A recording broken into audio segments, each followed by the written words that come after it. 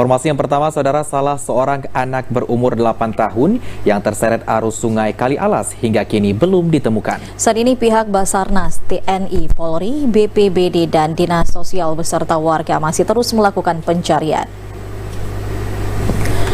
Dede Alfair yang berumur 8 tahun, warga Desa Kutapasir, Kecamatan Badar, Kabupaten Aceh Tenggara, terseret arus sungai Kali Alas saat bermain dan mandi bersama teman-temannya.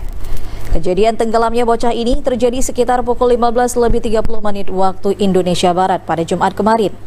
Warga sekitar telah melakukan pencarian dan dibantu pihak Basarnas, namun hingga kini belum ditemukan. Adapun hari ini pencarian korban dilakukan dari Desa Lawi Sekerah.